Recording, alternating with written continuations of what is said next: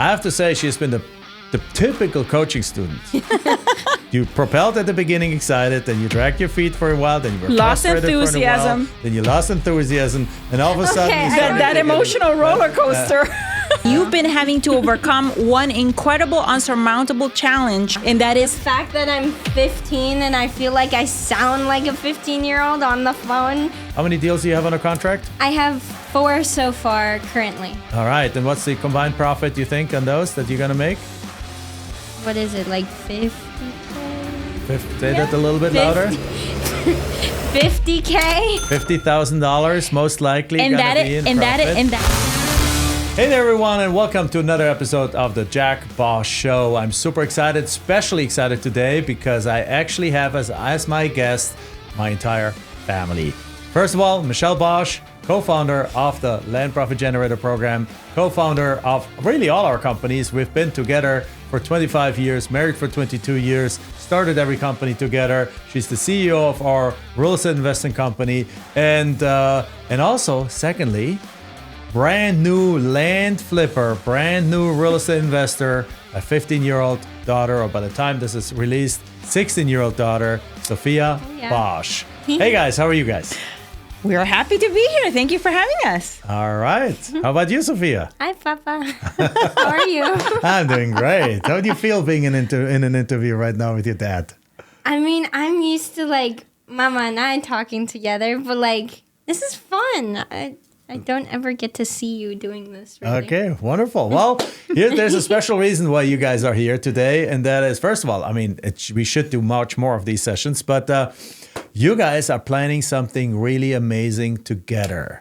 Yes. Who wants to say? Michelle, go ahead. What are you planning together? Well, I'm going to give a little bit of Not just planning, it's actually live. It's released. Yes. Like, we want to announce it. It's a major announcement. And I want to give a little bit of backstory as to why that came about. And earlier this year, as you guys both know, I had some really big medical challenges, which I was able to overcome. And it gave me an opportunity to really prioritize, I would say, my life and my attention and my focus and what I'm going to be dedicating, for the next, several years. And I came to recognize that, we have been for quite some time, or at least I had fallen into the trap of saying, yes, I am doing this for our family. I'm working hard for my family. And I wasn't putting family as my main dish, but it was kind of like my side dish, family and faith. And I decided that needed to change, that we are not walking this earth like forever, and that there's super important things that we need to basically focus on in the next 3 years, especially because Sophia is now a sophomore, which means we have 3 summers with her. And after that, we are empty nesters. She's gone to college. Woo-hoo. And well, or not woohoo. I'm also sad, right? And so, this came about from that. And so also around April, Sophia had an experience at school that basically reconfirmed to us, I think, together mutually, as parents and as a family, that we can't rely on just traditional education to teach her all the things that we know are valuable for her into the future, especially as she becomes a young adult. And she started actually land flipping. She started interested in, doing something outside of school, and we decided to get her enrolled in coaching. Her coach is actually one of our master coaches, Mike Meyer. And she started that, and we decided together that we wanted to basically spend time together, not just talking about her experiences right now in the coaching program, but just in general, tapping into a long tradition of women being keepers of wisdom. Because when we talk about wealth and, in general, it's not just about making money or about preparing a child for the future. Isn't just about her having the skill sets to make money, but having also the inner game, the values, everything that basically helps her in the future continue to improve on her finances, on her money management, etc. And so Sophia and I decided to actually formalize those, that tapping into that tradition of, passing on wisdom from one generation to the next in the form of a podcast. And so, And what is the podcast name? 1, 2, Sophia? 3. Becoming wealthy. All right, there we go. Well, I think you touched on it before, but an important distinction that I know our family makes together is between rich and wealthy. Mm-hmm. Rich is like most people, you think of rich people, they have a lot of money, but they're most likely not happy. Wealthy people, money comes almost last. They first put family, faith, health. Health. Yeah, absolutely. Values, and of course money. But that brings you, it's a full circle kind of moment. And why do you think that is, Sophia? For me? Yeah, why do you think wealth is different than rich? I feel like wealth brings more value to your life. Okay. I feel like it's much more enriching. Absolutely. Enriching, yeah. We make that distinction, I feel like, because there are so many people out there that are rich rather than wealthy. And not many people preach wealthy instead of... I always say that the distinction I also make is that I say rich is loud, wealth is quiet. Yeah. Then, of course, you guys are now putting a podcast and you're putting it out there. But basically what you're saying is that it's time to talk about how to create wealth that lasts and how to pass on those knowledge of wealth from one generation to the next. Yeah. And not how to teach how to get the next Lambo and how to get the next bikini picture on Saint-Tropez or something. Not that there's anything wrong with that, right? But we do pretty cool vacations. But how to teach those everlasting wealth strategies. Yeah. Because I heard one thing out of what your definition that, and perhaps you can go into a little bit more. It says like the wealthy put the effort, you said, on what? On their first Family, time, faith, family, health. faith, health, and those things. But how come they can do that? Why can they do that versus don't they have to work all day long to make their money? Delegate it? I don't know. They delegate it. Well, one thing that's what she sees at our house happening. Yeah, That's right. absolutely. I mean, but I feel like they prioritize that. Like, you both have always come to all the school functions, all everything, because you make that time. You make it important. Like, it's an important part of your life. You don't just throw that onto the back burner. Right. Yeah. I think one of the important things, perhaps where I'm going, is that I think to me, wealth means creating assets. Yeah. That assets then pay for your Passive lifestyle. income. And so therefore, once you reach a certain amount of assets, you don't can have to step run as back, hard. yeah. Yeah. Right? Yeah. So is that something you want to learn? Oh, yeah. Yeah. Yeah. And Well, Jack, there and you go. in this podcast, we're actually redefining, what wealth is Wonderful, to yeah. include these things. Because if you think about it, when we talk about wealth, we're really talking about 4 categories of assets. Number 1 is financial assets. Another one is the actual skill sets, that get you those assets. Another one are experiential assets. And another one I think are also contribution, What are experiential assets? Experiential assets are like experiences that we've had. And as a result of us traveling, for example, the world, that has given Sophia the opportunity to really spend time in other cultures, immersed in other cultures, get to meet amazing people in the world. And that really changes you. And then you come and bring it with you to whatever circumstance you're being presented, and if you have well-rounded now a human situation being. where you're in business, say, for example, from somebody from another culture, you can kind of like, tap into those experiences and be like, well, this person, because of this cultural background, needs these and these, assurances. you're knowledgeable First, on them. you're able to create rapport, trust much quicker. so in other there's these assets that I think are not being discussed enough, the international travel, being exposed to different cultures, which starts in our household, with me being from Germany, you being from Honduras, and living in the United States, right? It's been interesting at school. I'm sure it has. Also seeing the world from a different perspective. Allows you to come into any room in a completely different way that somebody that hasn't experienced that, and that therefore it becomes an asset. Yeah. Like you said, you threw in the word well-rounded, right? Yeah. Seeing opportunities also that perhaps others might miss, because you have also the benefit of that other different perspective, you know? Yeah. It could be other kinds of experiences as well, but that's one that comes to mind right now that is basically, you know, super part of our family. So you have financial assets. Second one was? Experiential assets, skill sets. The skill set. There was a third one, financial. And contribution. All right, skill set, yes. What does contribution? All right, let's talk about that one.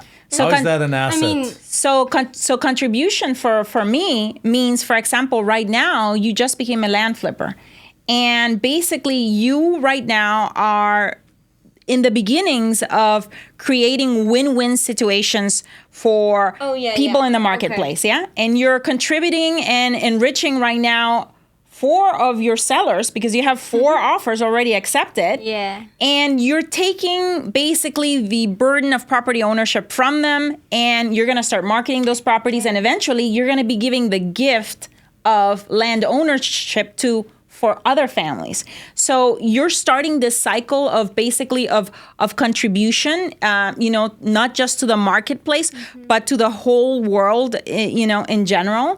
And in you bringing amazing values of always creating win-wins, of always, you know, treating people like you want to be treated. You know, we leave a mark in the universe and in the world every single time we, you know, hold ourselves up to really high standards of excellence, of acting with integrity, of embodying bold action sometimes, you know, when we need to be a little bit more courageous, of being transformational to others versus just being transactional. So that's when I talk about, you know, that's why I talk about that as being an asset as well, you know? So what do you think about that, Sophia?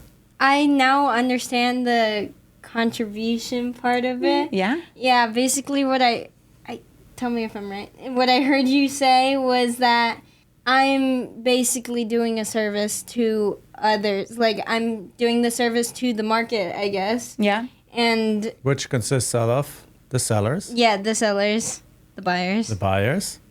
And? Me. You, yes, of course. And the piece of land that actually gets being used for something too. Yeah, so triple great. wins. So that's true. Now, there's another level of service too that obviously we want to instill in you too. And that is the service of actually also helping others, not just in the business world, but outside of it. So when you make money, we also obviously expect you to also take some of that money and help do good with that money. Right? Recirculate that wealth. Recirculate that wealth, absolutely. Donate to other things. So any ideas what you're going to do there? Well, I just partnered or became a co-candidate. I have a team, or 2 other of my friends. We came together. We made a team for this organization called Leukemia and Lymphoma Society. We are we're getting a campaign together. We're raising as much as we can to help people in any type of like blood cancer area. Yeah, there's so what's the goal to raise there? I think together last year, or the highest winner, that this was like, or the highest person, like group nationwide, raised like $1.5 million. Actually 1.1. No. However, her 2 of her friends have participated. The ones that are part of her team have participated before. Yeah. They raised together as a group, I think it was $150,000. Wow. And how old were they at the time? 14? 14, yeah. But a bunch of 14-years. So, guys, this is when I'm now addressing the audience. It's pretty good, right? This is amazing. I mean, this is what you're doing here. I love it, and obviously, as a dad, I'm somewhat involved in it. But this is really like the two of you are running this or doing this, and now you're giving the world a picture and a sneak preview into what happens in a family where actually these money, the knowledge about finance, the knowledge about wealth, the knowledge it's about always been there. being a responsible participant They'll talk about of it the every society gets actually passed from generation to generation. Because the truth is out there, most people, and Michelle and I, we grew up like that, you don't talk about money at home. Yeah. Right? Yeah. Money was not Actually? something that ever was discussed in my household, really. Money was not something that was discussed really a whole lot between except for when, I wanted something and my mom would say, I can't afford this, or we can't afford exactly this. Right. Or the typical money doesn't grow on trees and things like that. Yeah. And most of the world doesn't talk about money yet. And I always knew that. And now I'm excited to help the world understand that we're doing this in our family. And as a result, we have a 16-year-old that's now flipping land. How many deals do you have on a contract? I have 4 so far currently. All right. And what's the combined profit you think on those that you're going to make? What is it, like 50K? Say that a little bit louder. 50K? $50,000 most likely going to be in profit. And that is part of But the give or lesson, Sophia. take. That is part of the Maybe a little lesson more. about not being scared and shy about talking big numbers, Right. and speaking about big numbers. That's wild, though. Yeah. Yeah, it is wild. Now, there's going to be the word right now. The work is necessary to sell these properties. Yeah. But the point is we're giving the world a picture. You guys are giving the world a picture and a window into our world, into your world of how do the wealthy, because again, a lot of the rich, like even They lose their to the money point so of Warren fast. Buffett, Yeah. one of the most shocking things I read about Warren Buffett is that his kids don't have a freaking clue of how he made his money. Because they don't understand. He never taught them how to analyze a company P&L. He never taught them how to analyze the books. He never taught them how to need to look learn for that, what by the he's way. looking for. It's coming. Right? I'm like, she Okay. doesn't Yeah. know that there's going to be episodes where we're going to be talking about personal financial statements and the things that you need to do in order to be Yeah. able to, go and purchase your first home or for your first investment home, Yeah. or just qualify need for a to- loan in general. I'm going to need to know that. Yeah, Yeah. she's going to need to Credit know cards, all the of this. dangers of credit cards, And all of things this, like that. all of this knowledge and all of this information, is not being taught in school. So And it's up not to being us. taught at Oh, home no. either. Yeah, and in many homes, That's it's the not thing. being taught. In most homes, it's not being taught either. But I always remember, I'm thinking about the aristocrats in Europe, in Germany. And I grew up in this, as you guys know, in my hometown, Stockach, at the Lake of Constance, in the southern Germany. Whoop, whoop. We go there every year. It's this tiny little town. But anyway, across, there's this huge lake. And across on the other side of the lake, there's this little town called Bodman. And in Bodman, there's this little, there's the Count of Bodman, who has no more political rights today because Okay. it's just the aristocrats don't run the country anymore. But he still has a castle there. Yeah. He still owns a ton of land around there. He has lots of orchards over there. He has factories, has things there. And for centuries, he has successfully been able to pass this on from generation to generation.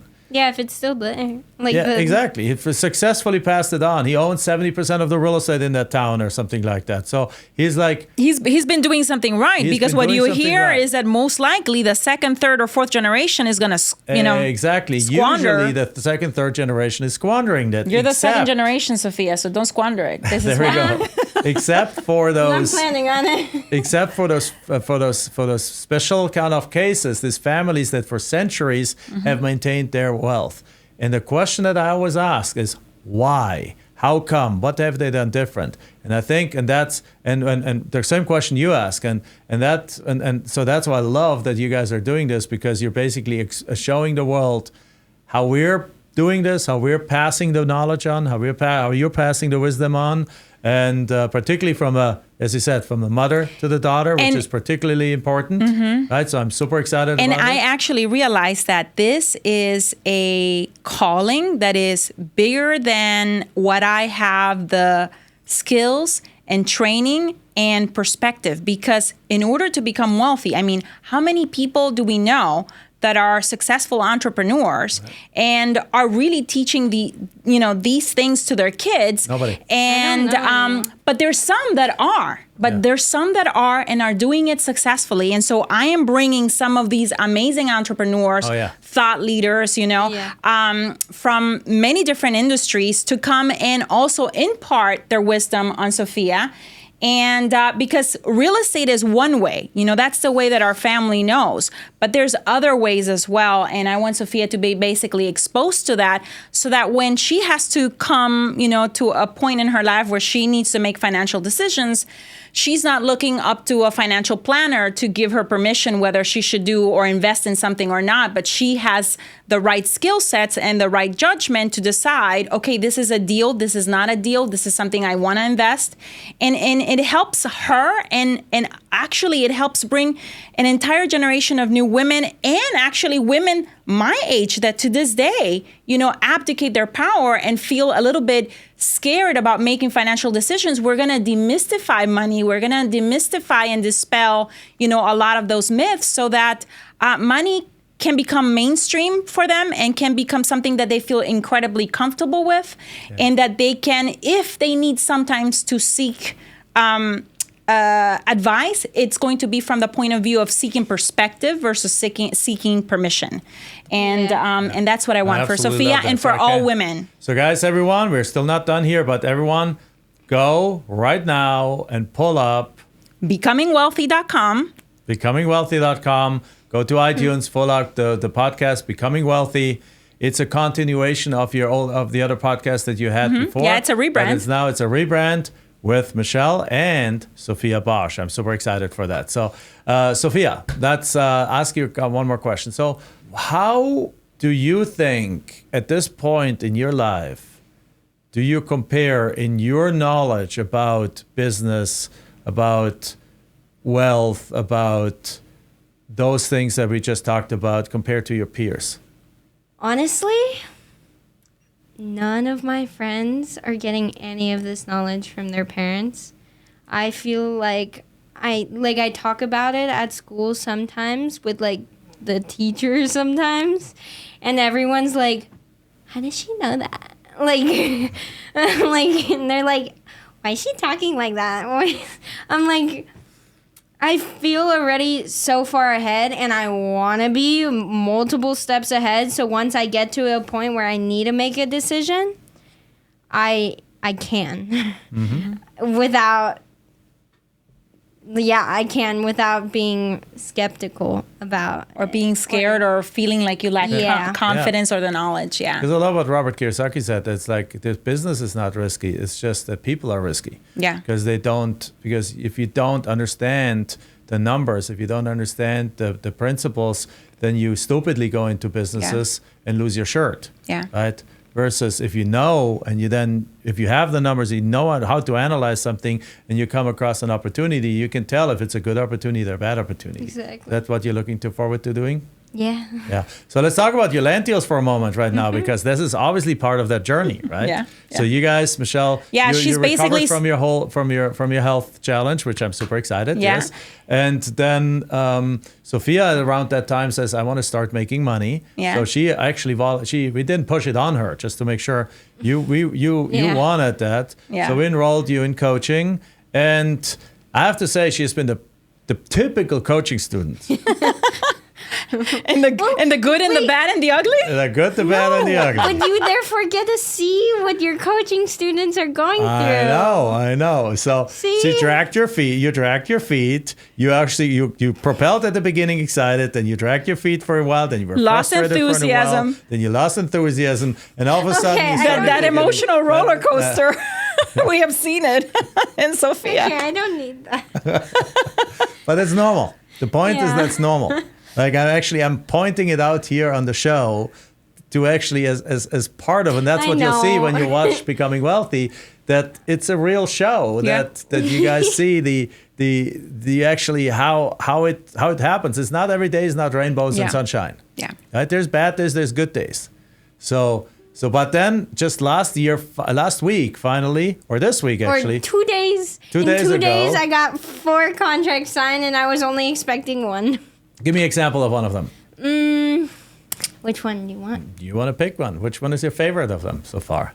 Talk about the one that I was requiring no work. You basically opened the yeah. envelope and voila, there was a signed contract. There were two that were like that. One, on the day, so I knew there was one out of the four that I knew for sure was coming on a certain day. Because you had renegotiated it in Yeah. advance and you had. And by the way, yeah. just quickly, what are you doing? What does land flipping in mean? What are you doing here? I basically take vacant land, like people own it for maybe they inherited it, maybe they bought it years ago and they want to get rid of it. I basically send them a letter saying if they're interested in selling. They call me back. That means they're interested. And I look at their property, analyze it, send them an offer. If they don't like that offer, we can renegotiate. If they like it, they can sign off on it, and then they're selling it to me. Yeah. Okay. And then I go and I sell it for a little bit more. There we go. Now, people listening here might be saying like, well, Sophia, easy for you. You just use daddy and mommy's money to do this. But Well, that is slightly true, but I will be giving that money back. I will be so repaying you. we did lend you the money for the marketing. Yeah. Yeah. Right? For sending out these letters. About 5,000 So letters. 5,000 letters cost about $4,000. So we did help you with I will be $4,000. giving But that you back to you you. had savings too. We could have just simply used your savings, but you don't have a credit card to pay the service. So we used our credit card to help you pay for the service. But we are keeping exactly book of everything. I know. And we're pulling that back out of your bank account or from the profits of the deals. So just Yeah, for the yeah. record, usually 15-year-olds don't have a credit card. So, and usually when you send out letters, you don't fold them on your kitchen table. You use a mailing Even service though- and they require a credit card. So we Even though had I to grew kind of help her on up that. with putting the sticky. That's right. We used to do that back in the days, but no longer. So with that said, so that's thing. But then we'll charge you back on that. Yeah, but other yeah. than that, what you're learning right now is a whole bunch of things. You're learning Marketing, how to talk to people. Yeah. How is that part? And I have to say that, like going along with what you just said, that people might say, oh, it's easy for her because she's got, two parents there that, coach, have coached hundreds of other I people mean, before. But, Sure, because I have you accessible. You're my parents. But at the end of the But- day, you've been having to make the phone calls and Yeah. you've been having to overcome one incredible, unsurmountable challenge that, Oh, yeah. and that The is fact that I'm 15 and I feel like I sound like a 15-year-old on the phone doesn't really help my confidence. but you've been So- still able to create rapport. Yeah. Yeah, exactly. Yeah. Well, The other ones you didn't have to call. Yeah. That's the point. Yeah. The other one just sent in the offer. Yeah. So yeah, not they just everyone came. they just and I opened my email and there was another one. And that made my Right. day. But My week. so you're learning those things. You're learning marketing. You're learning rejection. You're learning renegotiation. You're learning now marketing on the selling side. And I mean that's stuff that other people pay. They don't even get taught in Organization. college, right? Yeah. Organization. Yeah. That was right? really Yeah. bad there for a second. And also for the record, we are not really helping you. I think the biggest benefit that Sophia has is that she has seen us succeed in this business, so she has a very, very high level of trust that this will work. Oh yeah, because you 'Cause- started that. You Yeah, started she sees the off. lifestyle we're living. You started So- off with it. I see the lifestyle that you're living. You were able to send me to private school because of those original Yeah. profits from the land. So I don't think I have any doubts. That it's gonna Exactly. work. And that's Yeah. probably the biggest, that is obviously your biggest I'm advantage. living it.